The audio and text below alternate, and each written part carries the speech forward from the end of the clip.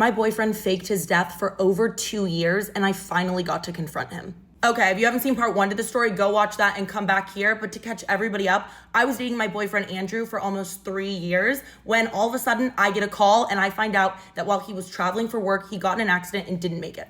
I was devastated. I went to his funeral. I cried with his family, and for the past 2 years, I've been grieving him. But then, all of a sudden, last week, I learned that he's alive and well with his wife in London. You've never seen a person book a plane ticket faster than I booked that plane ticket to London. I didn't even tell any of my friends or family that I was going. I think a part of me was just hoping that I was wrong and that it wasn't him. It wasn't until I was actually on the plane to London that I sat back and realized that I'd just been running on adrenaline since I found out that Andrew was still alive. I had no plan. I was on a plane on the way to London and I had no idea how to find this man. I don't have any way to contact him. He's been dead to me for the past 2 years. The only thing I knew is that he was a regular at that restaurant where my friend ate and got a photo of him. So that was my only option. I was just gonna have to go there and hope for the best. So I touched down in London and I don't even go to my hotel first. I book it straight to the restaurant and I got there literally 5 minutes before it closed. So when I get to the restaurant, there's a man standing at the front. I was like, hey, by any chance are you the owner of this restaurant? And he was like, yeah, I am. How can I help you? And I told him that I was the girl that he had spoken to on the phone about Daniel's phone. Daniel, yeah. Apparently, that's Andrew, my Andrew's real name. I told him that I wanted to return Daniel's phone to him himself so that I could thank him for letting me borrow it and just being such a nice guy. I was convinced he was gonna kick me out of his restaurant because I felt like I was coming off so weird, but instead he looked at me, he smiled, and he said, that is such a nice gesture. Lucky for you, Daniel comes in every single morning at 7 a.m. and he drinks his coffee right at that corner table over there. I was like, every day? He's like, yeah, like clockwork every single day, which was absolutely crazy to hear because he did the exact same thing at the exact same time at a cafe near our house when we were together. So I go back to my hotel and I attempt to sleep that night, but obviously that didn't happen. I was just playing over and over in my head how this interaction was gonna go, but nothing was gonna prepare me for what happened. So I get to the restaurant the next morning, the minute it opens at 5:30 a.m. and I wait. I sit at a table near where his corner spot is. And as it gets closer and closer to 7, I realize that I cannot do this. I cannot confront him like this at 7 in the morning in this cafe. And also part of me was still hoping that this was all a mistake and it was just the craziest coincidence of my whole life. But it was like 6:50, so I had to think fast what I wanted to do. So what I decided was to take off the ring that I wore every single day. It was a ring that Andrew got me for my last birthday that we spent together, and it was super unique. He got it custom made, and I loved it.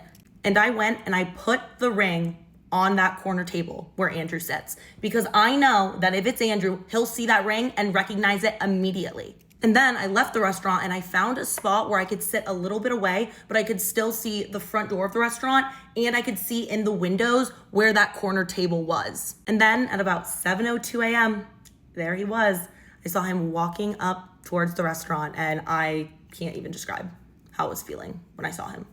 Sick, like absolutely sick. To my surprise, he's not alone. He's with a woman, I'm assuming his wife, and not one, but 2 children. The older one looks to be about 7 or 8, and the younger one is a toddler.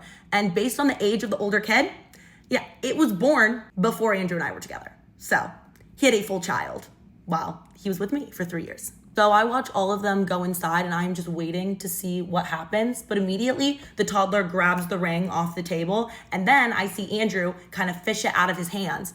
And when Andrew looks to see what's in his hand, I see him just go pale. His wife is talking to him now. She looks concerned because he looks so concerned. They're just talking back and forth. And all of a sudden, I just see him gather his stuff and just leave. Just leaves his family. So he walks out the front door and he's looking everywhere trying to find me. But I did a good job. I was wearing a baseball cap and I had my book that I was reading. So I just kind of like covered my face a little bit.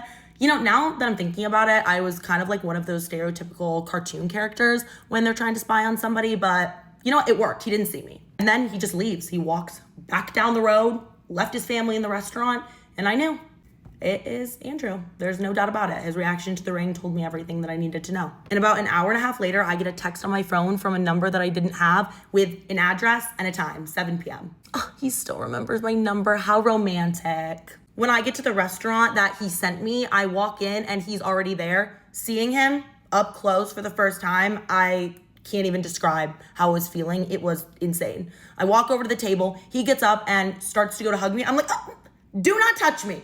No.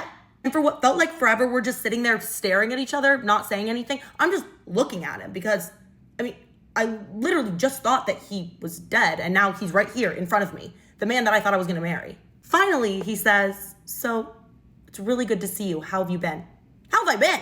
I said, well, I don't know if you've heard, but my long-term boyfriend actually passed away really unexpectedly a few years ago, and I've really been struggling with it, really been grieving. It's been hard. So, not the best. What about you?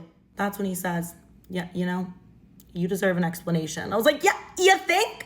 You think I deserve an explanation? And that's when he tells me the most insane thing I've ever heard in my entire life.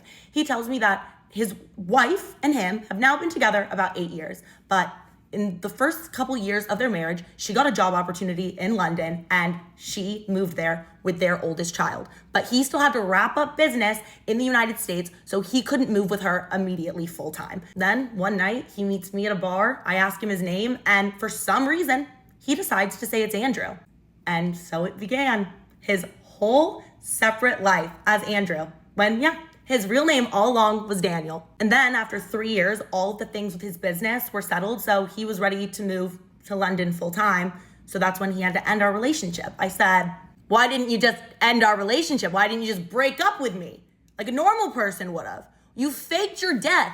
He was like, it was the only way. I had to make sure that you never tried to contact me or find me or found out that I had a wife because I didn't want to destroy my family. Yeah, that's normal. He also said that he felt like he needed to fake his death because Andrew became such a big part of him and a part of his life that he loved, and he needed to go through the symbolism of Andrew dying so that he could just move on to being Daniel full time.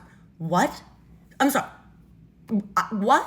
I was like, okay, so does your family know? Like, what's going on? He was like, yeah, no, everyone knows.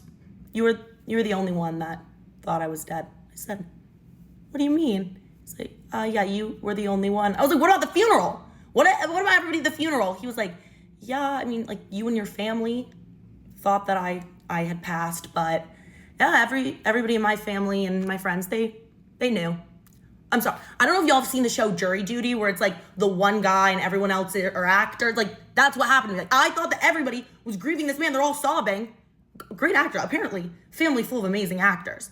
Because they look distraught. Also, family of terrible people. Because how? How do you do that to somebody?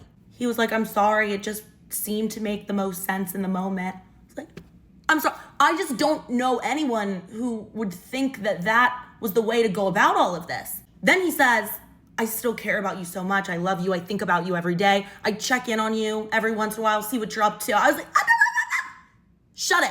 I don't want to hear it. So I get up and I start walking out because I have nothing else to say to this man and I don't want to hear another word come out of his mouth. And as I'm leaving, that's when I hear him have the audacity to say, so you're not going to tell my wife, right? I just look at him. I don't even respond. And then I leave. But to be honest, I'm a little conflicted if I should tell his wife or not. I know I should, but also they have a family and they seemed really happy when I saw them at the restaurant. So I don't know. Maybe I just go home and let him live on as Daniel and leave Andrew in the past.